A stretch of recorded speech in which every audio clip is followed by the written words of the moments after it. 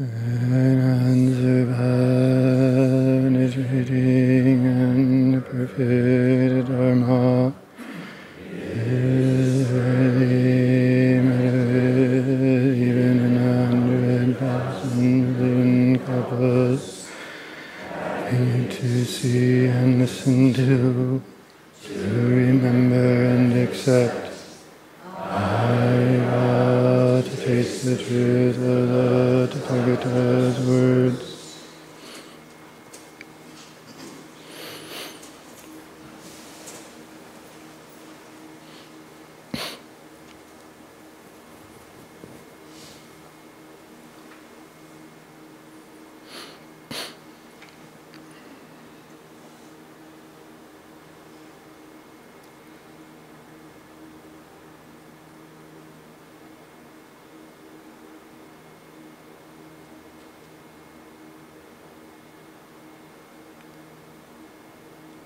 I hate to spoil this part.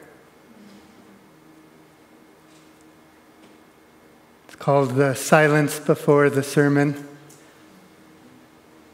This readiness to touch something real.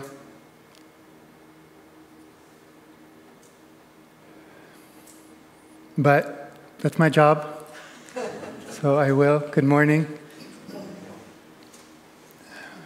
Thank you all for coming. Thank you, Tim, and the City Center leadership for the kind invitation for me to come over the bridge from where I live at Green Gulch Farm Zen Center, Green Dragon Temple. Come on over anytime. It's a beautiful spot.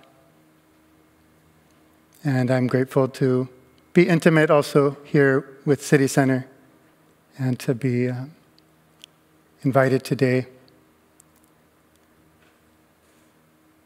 to church.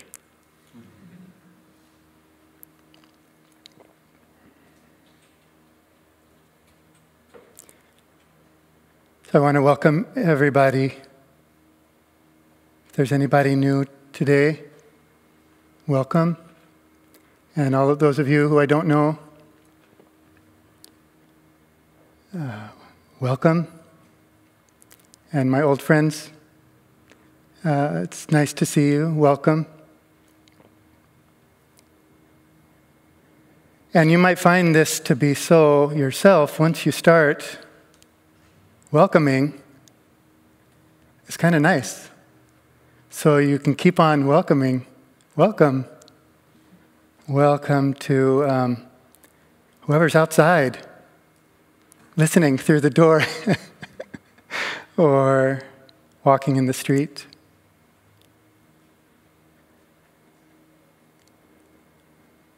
Welcome to this light. Welcome to the sound.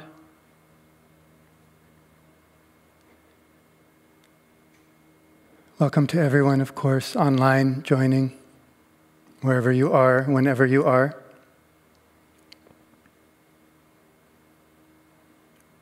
Welcome to this sensation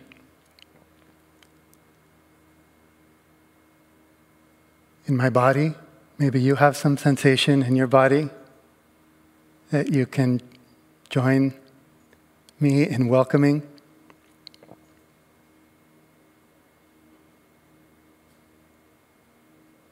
There's some joy in being together and turning towards the Dharma. That's welcome.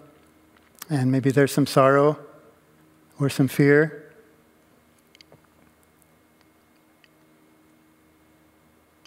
Maybe there's some little animals in here. It seems like a very well-tended place, but maybe there's some little animals in here somewhere. They're welcome.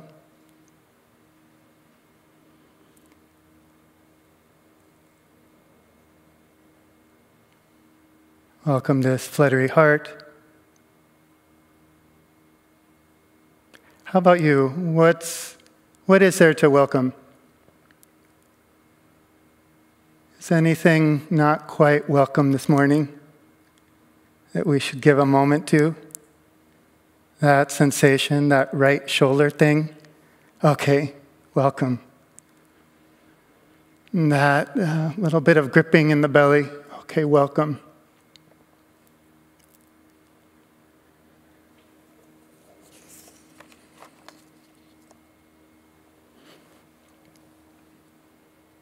And we remember that whatever it is, it's welcome. Does anybody want to offer something to remember, to welcome now, to bring here?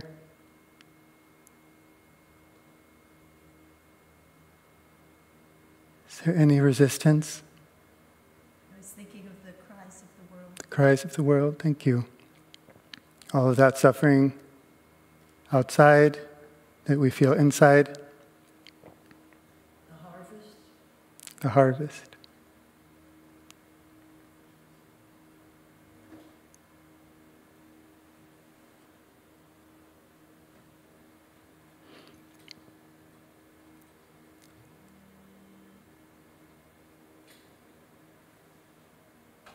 So I've been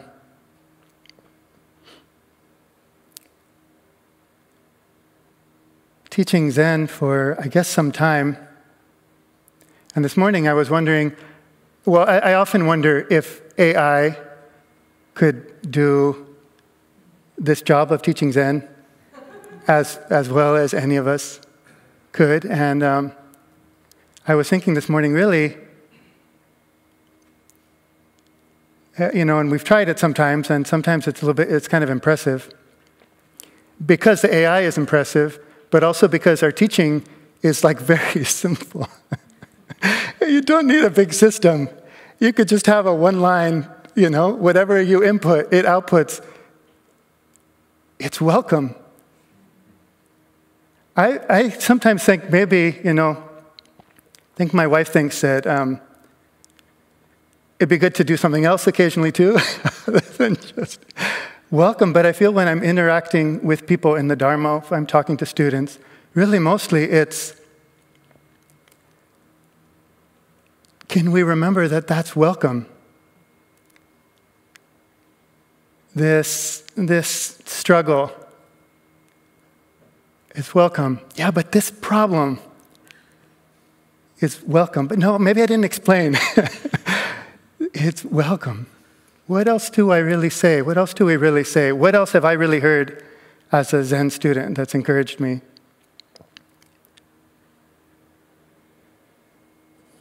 So we remind each other, hey, is it welcome, this thing that I'm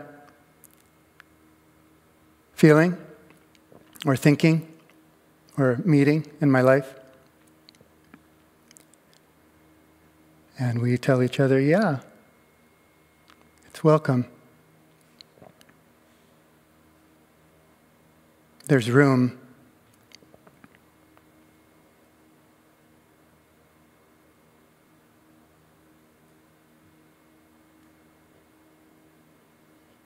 And of course, when we welcome, whatever we welcome, we then can respond.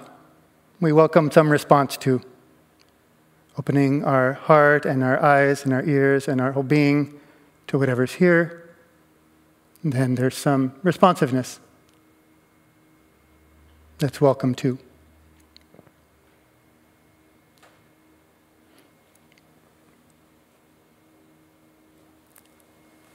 This is one of the ways that we practice love in this tradition, is to just welcome whatever it is.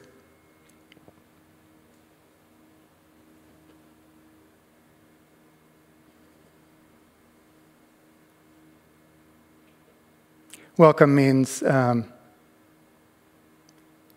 not trying to fix you or interfere with you or manipulate you. It's just welcome. There's room.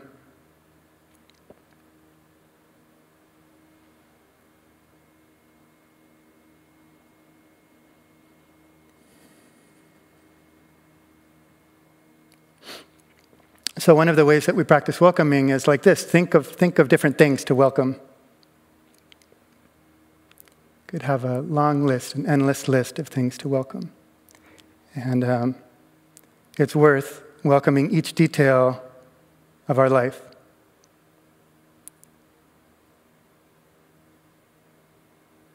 each detail of this moment. Opening, allowing, welcoming.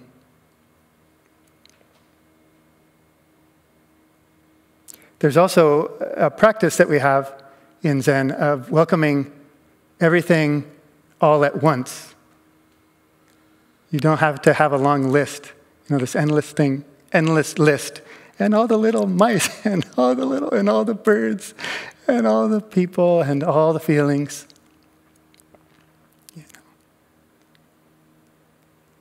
We can welcome everything all at once. There's a wonderful Zen saying, or instruction, which is to swallow all the water of the great river in one gulp. This is from maybe one or two ancient stories. In one of them, layman Pong asks the great master Matsu Baso in the Tang Dynasty something like, what's it like to be really free? What's it like to be really free? To really be not separate. And Matsu says, in the story I remember, Matsu says, I'll tell you. Are you ready? I'll tell you. I'll tell you once you swallow all the water of the great river in a single gulp.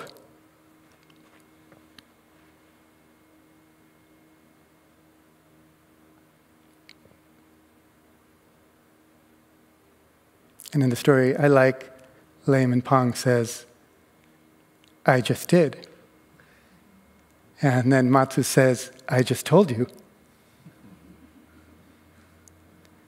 So sometimes, we can notice what thing is there to welcome in.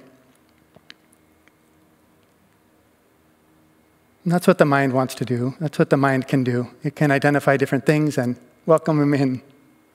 But this embodied, open belly wisdom also has this power to welcome everything all at once.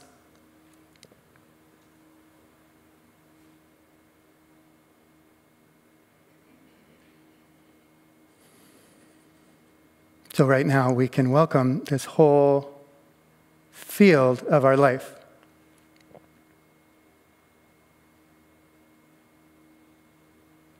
Just the whole experience of being in this room together, having a body and a mind and a heart.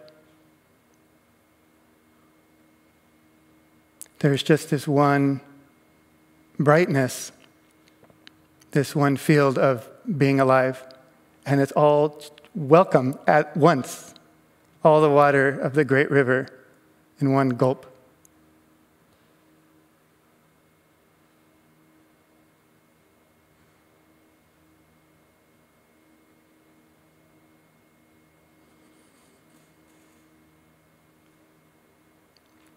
You still resisting anything? Anybody resisting a little something?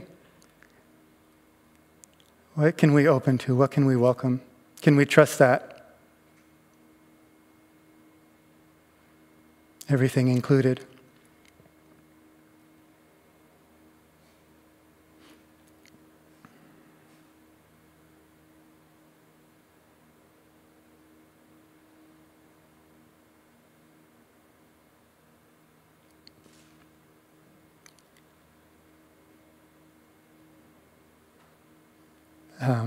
Part of the secret of this practice is that before you welcomed anything, everything already was totally welcome.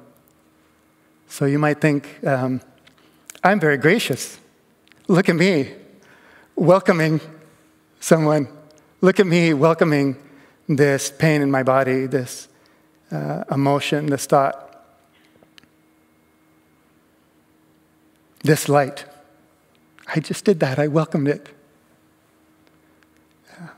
Wonderful. It's a wonderful little practice that we can do of opening and welcoming.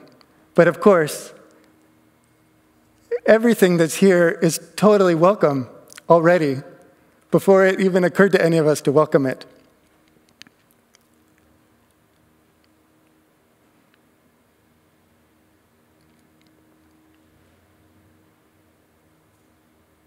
We're all inside this welcome.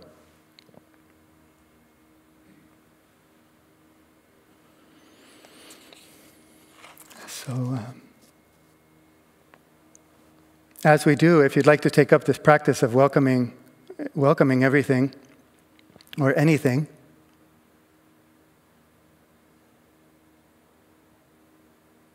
you might want to think of it as a kind of ceremony or gesture or participation or little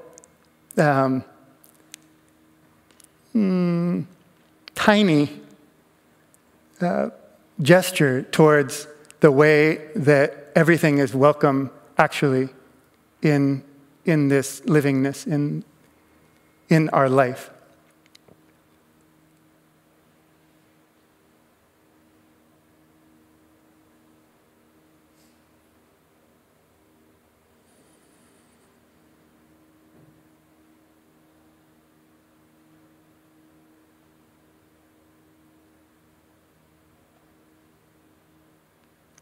Something were to stop being welcome, it wouldn't be here anymore.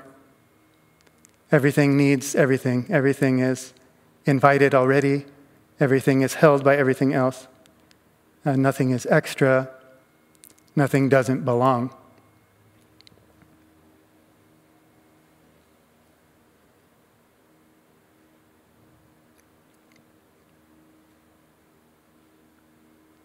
We sometimes, when we try to welcome things one at a time with our mind,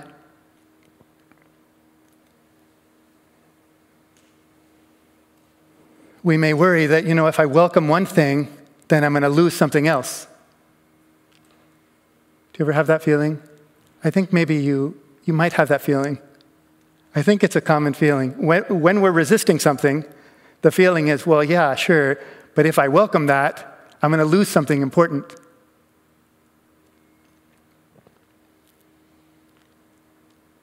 Like, if I welcome that big pain, it will crush me. Or if I welcome you, then what about me? I might get lost. Or if I welcome this grief, then I'm going to lose my joy. Or if I welcome my desire, then maybe I'll lose my composure or my precept practice. If I welcome my hatred, then I might lose my love. Do you know this kind of feeling? Do you ever have this sort of feeling? Or do you completely trust that there's room for everything, you can welcome everything? There's so much room already in reality, and we can join that room. And there's room for everything. Everything is this whole river of brightness, and it's all welcome. Nothing's pushing anything out.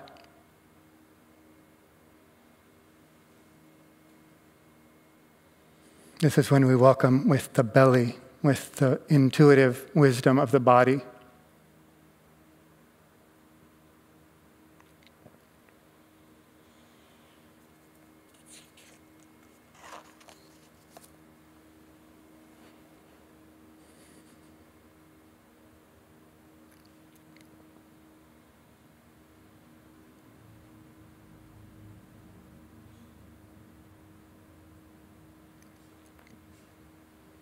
So I've been studying, some of you know,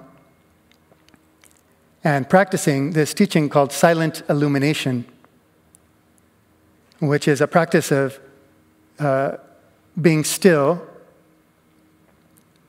and welcoming everything, being still and swallowing all the water of the great river in one gulp. It's just being still in the middle of the brightness of being alive. This practice of silent illumination was expounded in the Song dynasty. And one of our great ancestors, Hongzhi, was a teacher of this way called silent illumination. And when our Japanese Soto Zen founder, Dogen Zenji, went to China to encounter the Dharma and to bring Zen back to Japan, this was the practice that he found was flourishing in China, this practice of sitting in stillness and openness.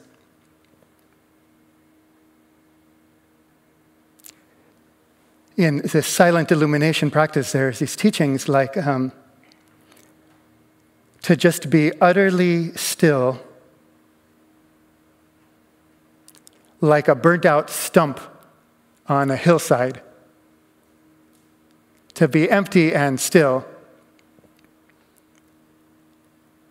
and then to open, and all of the brightness is just right there. It's just present in that stillness, with that stillness.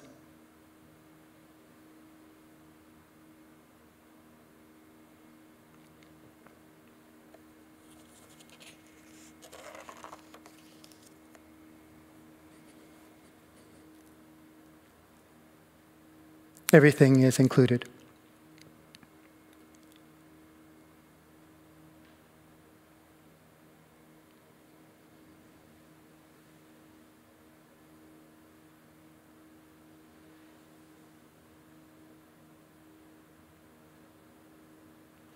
Nothing in this kind of meditation practice is not about making some adjustments to your mind or to reality.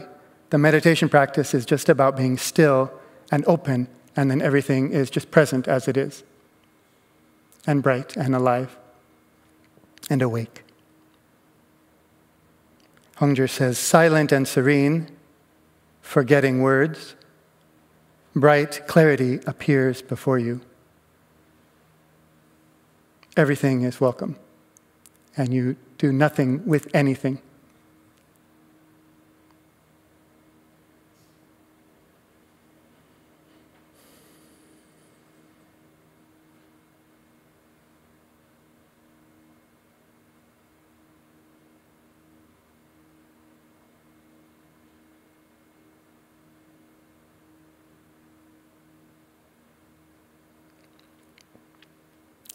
Have you ever practiced such a thing? To be silent and still and open to all of light and all of sound and all of sensation.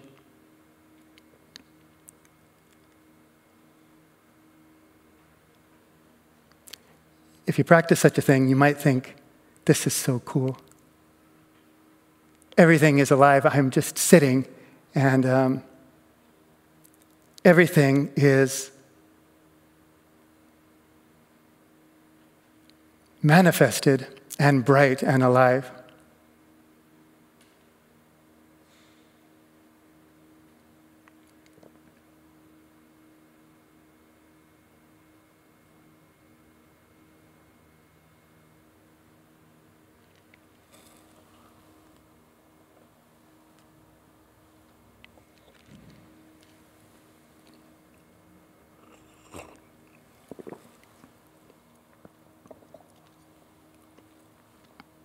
Would it be okay if we stood up? Let's stand up for a moment. I want to show you something.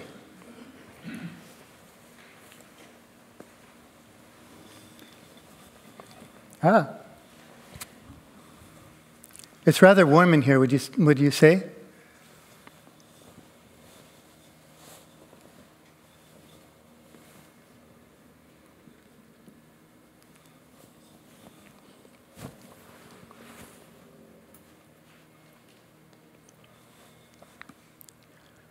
Okay, here's my 4-point plan for a fulfilling life of ease and joy. Are you ready? Okay. First, put your hand on your lower belly. Okay, this is the root. This is the ground. This is the intuitive wisdom. This is, as Suzuki Roshi says, this is the the main office. This thing is the branch office. Have you heard that one? He says, this is the branch office.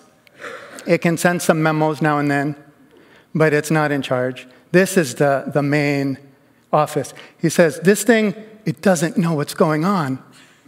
It's making its list of things to include. I heard about welcoming everything. Okay, let's do it. Let's welcome, da, da, da, da. It doesn't know what's going on. This, the belly center, the main office, knows what's going on because it doesn't know anything. Everything, it just is with everything. So this is our ground. This is the root of the posture of the way of being that supports this welcoming. So if you want to practice opening and welcoming, you need to understand what supports it. So I'm sitting here, I'm talking about welcoming, and we're sort of falling asleep. And it turns out that welcoming everything takes a little more than just having an idea like, oh, someone said it'd be good to welcome everything. There's a body and a mind that needs to align in order to make this experience of welcoming everything into the utter empty stillness actually embodied and alive. So here's the posture that supports that welcoming. And it's good to do while standing because this is a posture. Once this starts, I'll warn you, once this starts, you might not ever be able to turn it off. Okay, so if you have the courage. So, okay, grounding in the belly. So breathing out with your hand on your lower belly. Just feel that low belly center. My teacher in Japan would punch his lower belly. Only point here. So you can do that. Some people rather just put their hand. But feel that low belly. This is who you are. This is where you are. Okay, that's the root. So I breathe out. Feel that low belly center. Okay. And then breathing in, raising my spine, upright spine. Suzuki Roshi says, hold up the sky with your head. This upright spine. Just like, if you really do that, it's a little scary. It's like, okay, I'm here. I kind of actually belong on this earth because everything is putting me here and I'm going to take up the space that I'm given in this body. I am welcome. From this welcoming, from this belonging, I can say, hey, we're all welcome. You're welcome too. The light is welcome. The sound is welcome. So upright spine. This is so important in our practice of welcoming. It's too much to say so, but if you can study this in your own body, if you don't have an upright spine, you're probably not welcoming. If you've been welcoming, like really solid welcoming, and then your spine, maybe you can keep welcoming for a few seconds while your spine is not upright.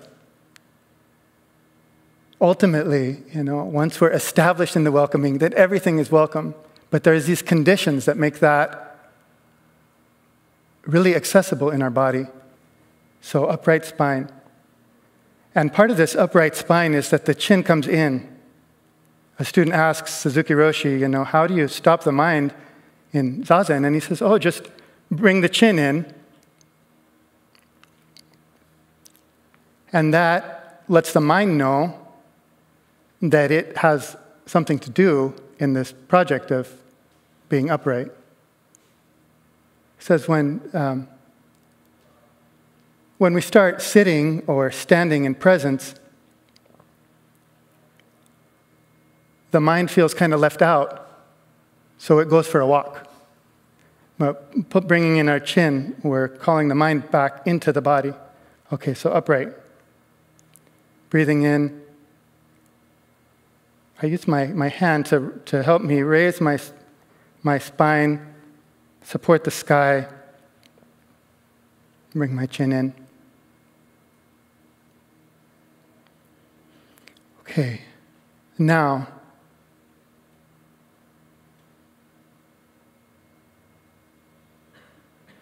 let's clear the mind. It helps if the mind is totally clear. So we can wipe the mirror of the mind by breathing out and focusing on our breath. And I like to do this with my hand, bring my hand over my face and close my eyes, and breathing out and just completely joining my concentration, my mind, with that out-breath. Suzuki Roshi says, perfect calmness of mind, the perfect stillness, is beyond the end of the exhalation. So you can just, for this reset, just bringing your hand down over your face and then bring maybe your thumb and finger together as you breathe all the way out. Single point concentration on the breath. Your eyes can be closed.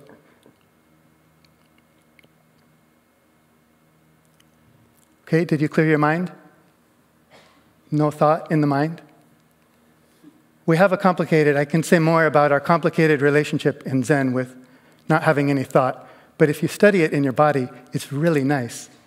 We don't have to make thoughts the enemy, but it's really nice to not have any thought for just a minute, It's what a relief. Okay, so we empty all the thought. Okay, let's do that again, because it's nice.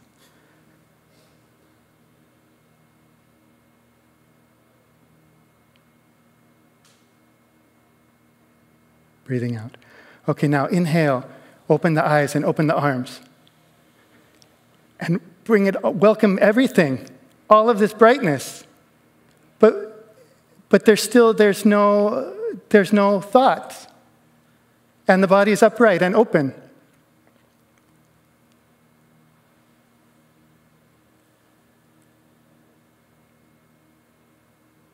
And then, this is the crazy thing, then you can go to work. You can go to work with this mind, and nobody will know that you're completely empty inside. You are just upright and empty, and you will be functioning. You're able to function. This is the faith that we cultivate by trying it out. You think, no, you don't understand. If I'm going to this staff meeting, I need to have my mind cluttered with all the stuff. If I'm going to, be meeting with my family, I have to remember their names and stuff. But you just step forward into your life with this clear mind, upright spine, grounded belly. You don't know what's going to happen, but everything is welcome. Do you notice that? Maybe we can sit down. I don't mean to keep you standing.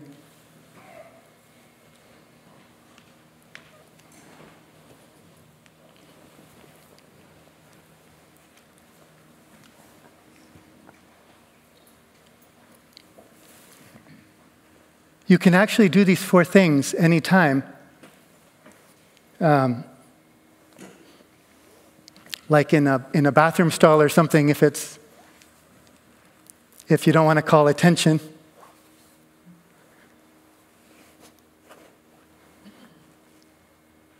And in our sitting, this is how we take care of the welcoming mind and body and heart.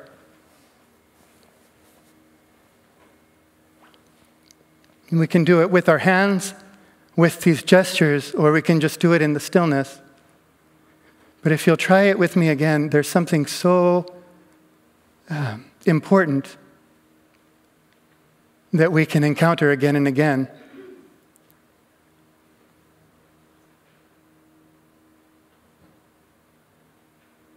So with your hand on your belly, as you sit, breathing out, feeling that low belly center. And breathing in, encouraging the upright spine, whatever that means for your body. For many of us, the chin in. Raising the spine with that inhalation. Then breathing out. Just bringing all of the mind into nothing but this out-breath.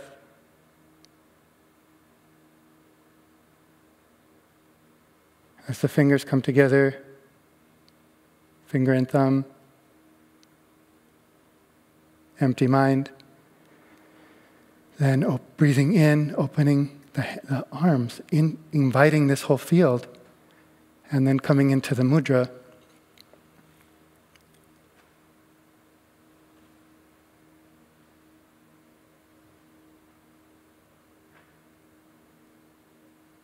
When I arrive at this place of welcoming in a clear mind and an open, upright body, I feel like I would like to live here.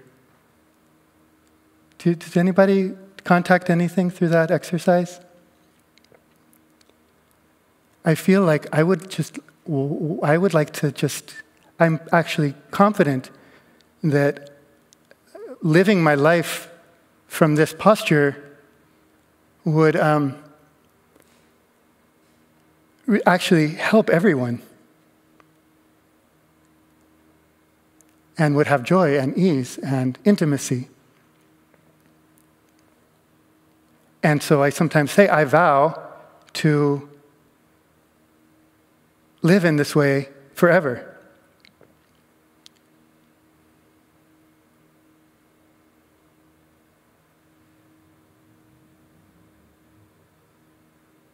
And then a few minutes later, I wake up and I have no idea where I've been, or it collapses.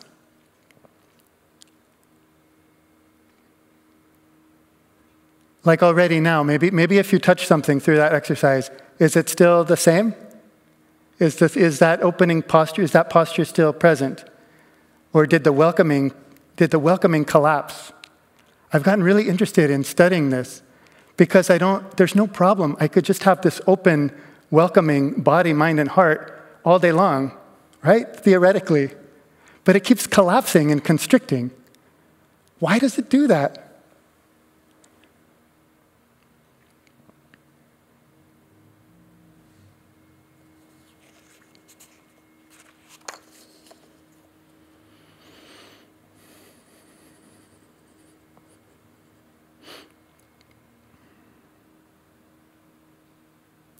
The main thing that I noticed, the first thing that I notice that collapses this welcoming is just scattered, wandering thoughts.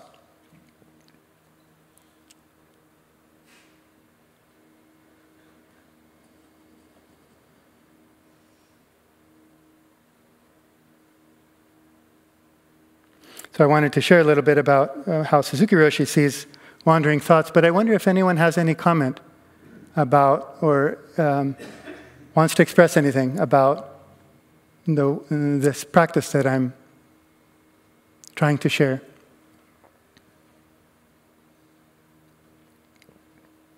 It sound like familiar? What you all have been practicing?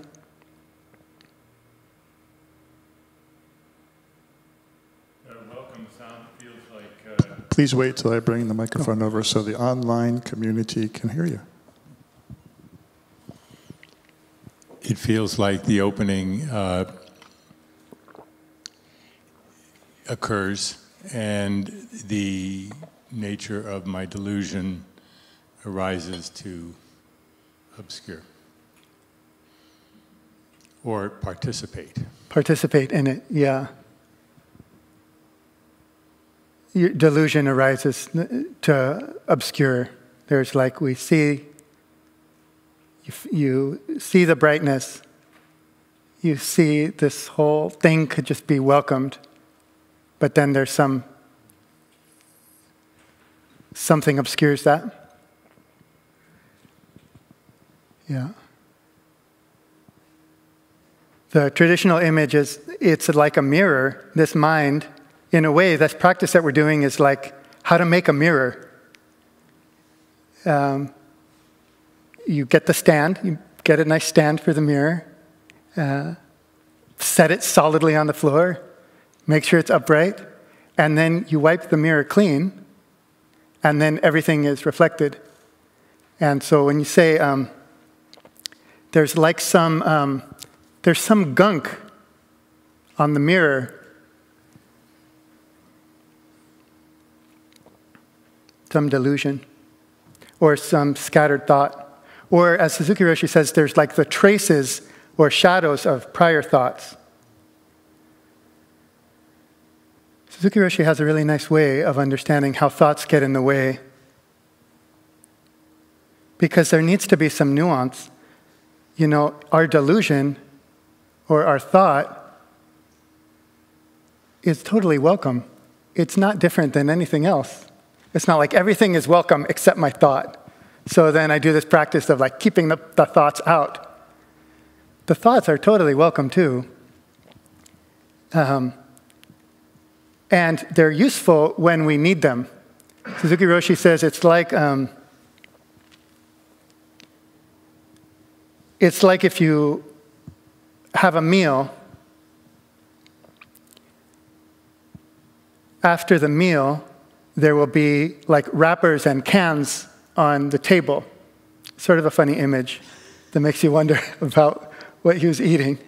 But I can sort of picture it. You know, you go to the deli and you get your can or two of soda.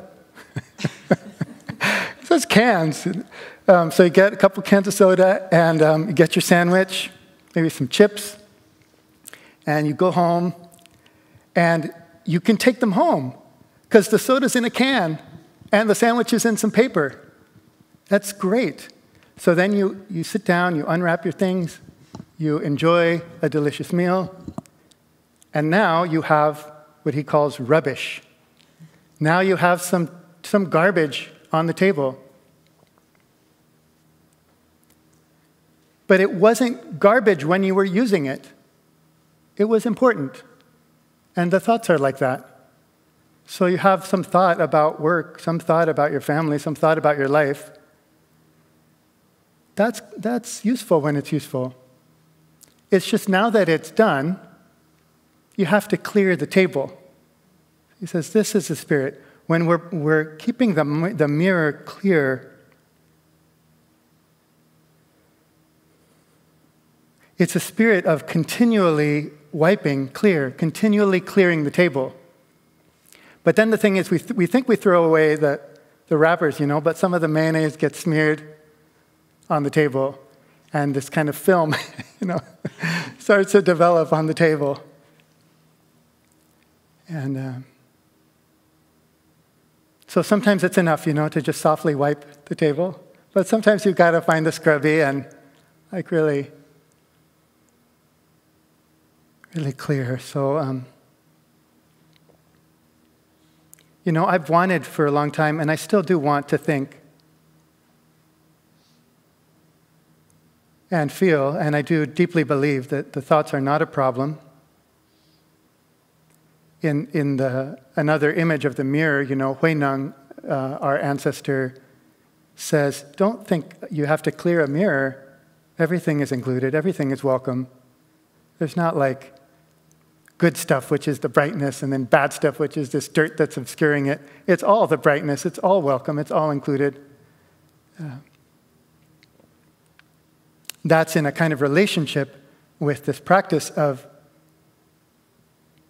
continuously clear the mirror.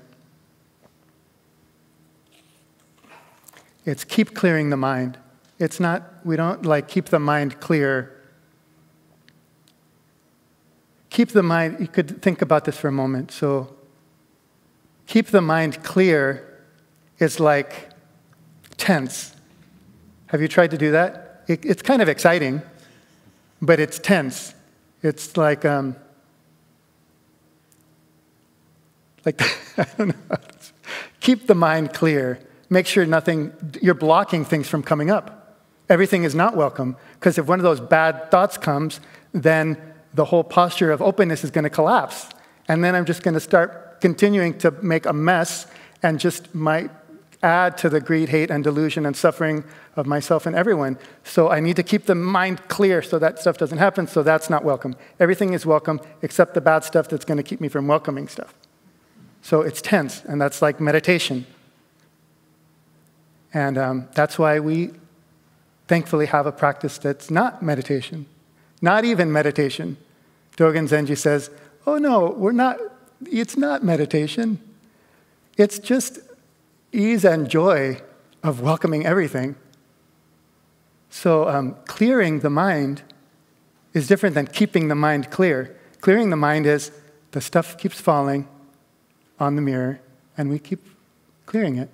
Everything's welcome. It's just as soon as it's done, it's wiped away. The thought is welcome, but then it's wiped away. There's no defense against anything.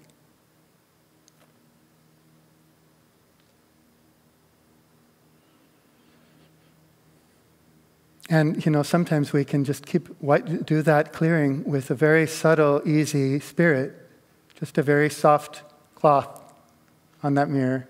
And then sometimes, we really want to scrub. And that's when I do this, get some elbow grease on that sticky stuff on the table, and just, as Dogen Zenji says, cease all the movements of the conscious mind.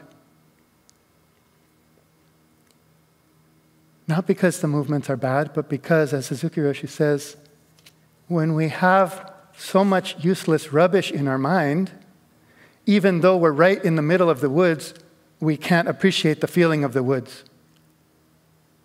Even though we're together exploring the Dharma on a beautiful day in a beautiful space, we can't quite appreciate that feeling of that because of all this stuff in our mind. So clearing the mind is just so that we can connect with what's here. It's to support the welcoming.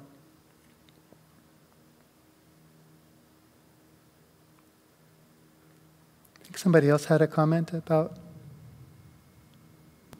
Michael?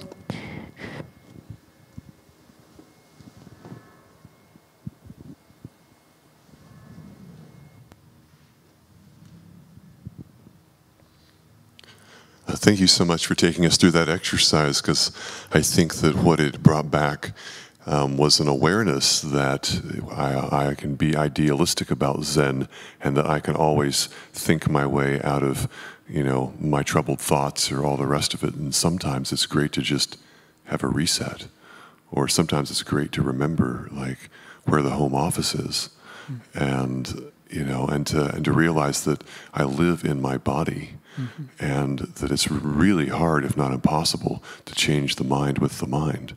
Mm-hmm. That oftentimes this is clearly a symbiotic relationship, and if I'm forgetting the body and just sitting still and plagued, maybe I am falling asleep or wandering or what have you. And it's good to have these other tools and things to be able to have in the tool belt, just to remember if I'm caught in my mind.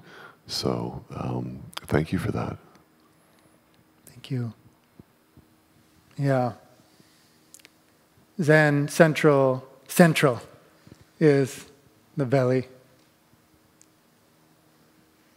It's based on, this faith that we can engage and respond with wisdom and compassion in our life from the clear mind and embodied intuitive center. That's like the fundamental teaching, really, the fundamental shift in Zen practice. And it's a little bit scary, to put down and to come to trust that we can take care of everything that we need to take care of.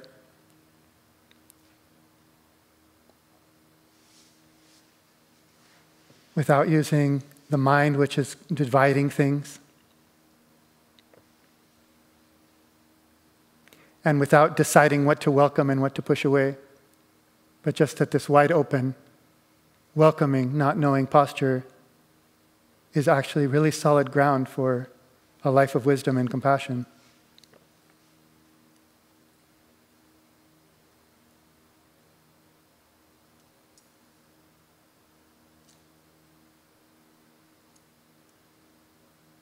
Any other comments? Kogetsu? Sure, Janine and then Kogetsu. Hello. It's not on.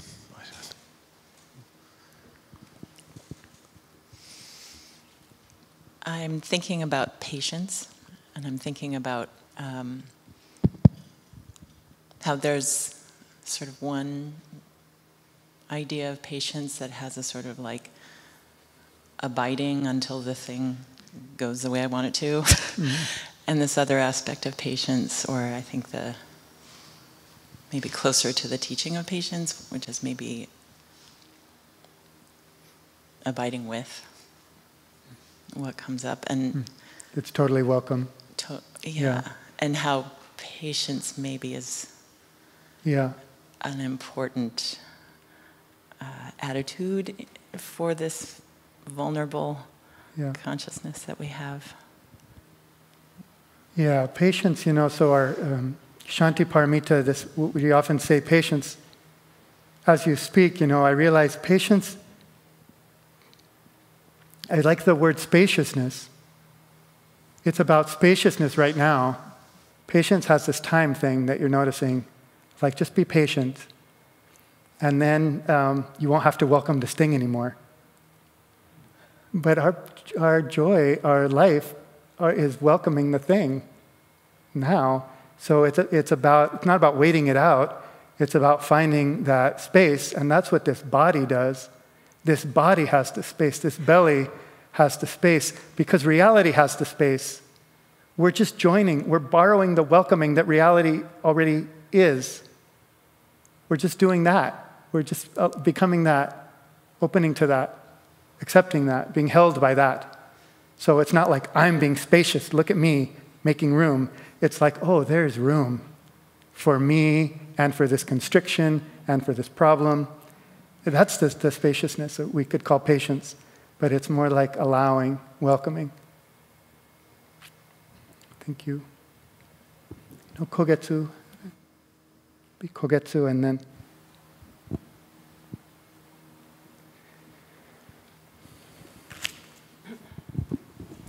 Thank you, Jiryu.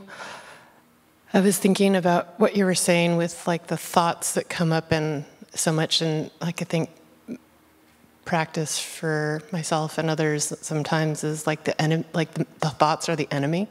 Yeah. And a lot of people come like, why am I thinking? There's all these thoughts and I'm sitting here and I'm so disturbed by them. And when I think of the welcoming, I think of just kind of this bare awareness that just evolves and arises of like, oh, there's some thoughts. Okay. And then just this kind of compassion for them, like, thanks, thoughts. You're trying to help me out. All right. And then there's just kind of this awareness of just watching the thoughts, just kind of like not adding to them, being like, oh, there are thoughts, and I'm, just letting them go. And all of a sudden there's like just this like spaciousness that you were saying, and then they're kind of gone. And then all of a sudden I'm like, I don't even remember what those thoughts were anymore. Okay. And then another kind of swirl of thing comes up, and oh, it's just a swirl. And that awareness in itself can bring, I think, joy, or just being like, oh. And I think that that's something that I find synonymous with the welcoming. Thank you.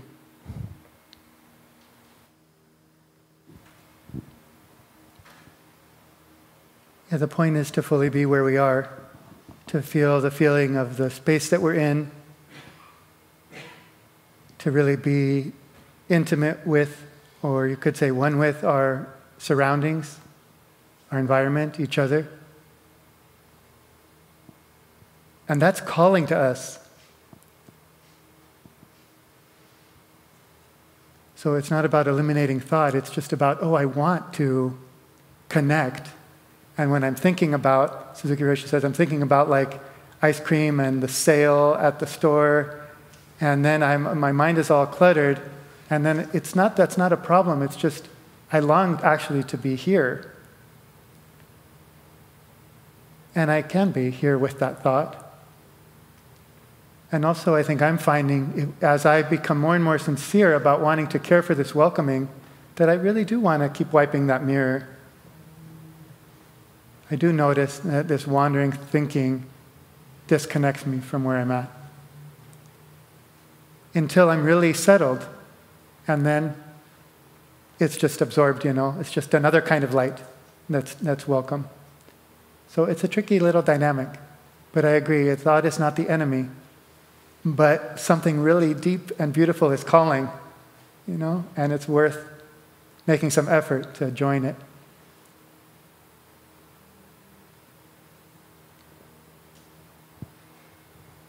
There's a comment in the back, maybe, and then we can end. Yes, thank you so much. I was wondering if you could talk a little bit more about the challenges of welcoming the collapse, because collapses are relative, and sometimes collapses are major events in people's lives. So can you talk a little bit more of that, please? Thank you, yeah.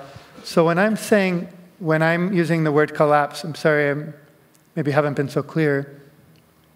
We have to, all of the collapse is welcome in that it's here, and everything is collapsing, and everything is being reborn, and it's all welcome and unknowable, ungraspable, boundless brightness. I'm talking about a posture. Sometimes it seems like Zen is like a kind of state. It's like some kind of state of being or state of awareness. But really Zen is like a posture. I think that's a better way to think of it. It's a posture that's meeting whatever's here. And so when I use the word collapse, I'm talking about this posture of welcoming. This posture of opening and allowing and joining with either everything one by one or everything all at once.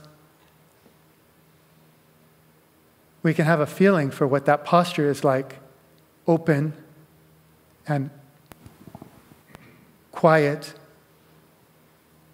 and welcoming. And what I'm trying to understand in my own practice is, why do I stop doing that?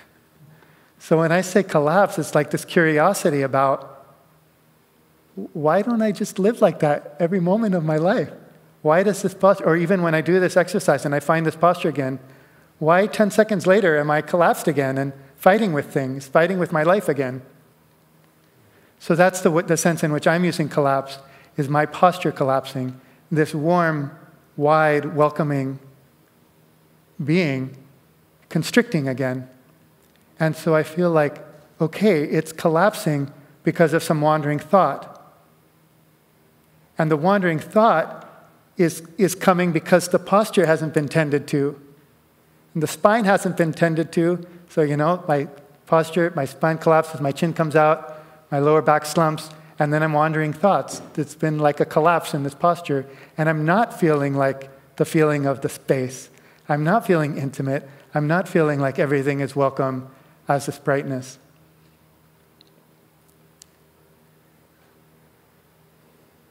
So then I'm doing this practice of rebuilding that opening from the bottom up. I find my belly, I find my spine, I clear my mind, I open. And then maybe there's a few seconds of the nice posture. You feel like, oh yeah, I really could live my whole life in this way and everything would be fine. Because it is, and it can be. We can just meet everything with love and respond from intimacy rather than from manipulation and ideas.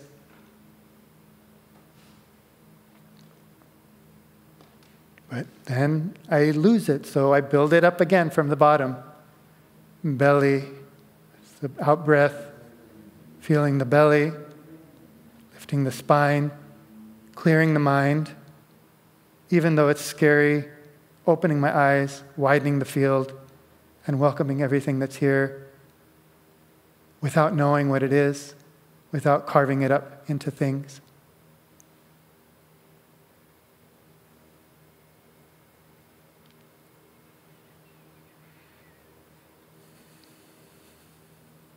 Thank you so much for your kind attention and indulgence this morning. If there's anything useful that you touched this morning, let's please dedicate the merit of that to the well-being of everyone.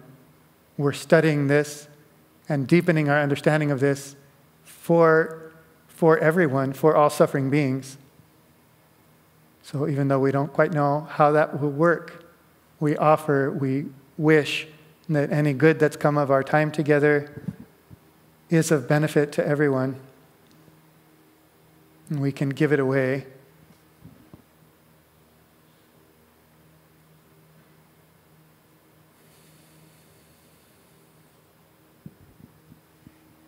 Thank you very much.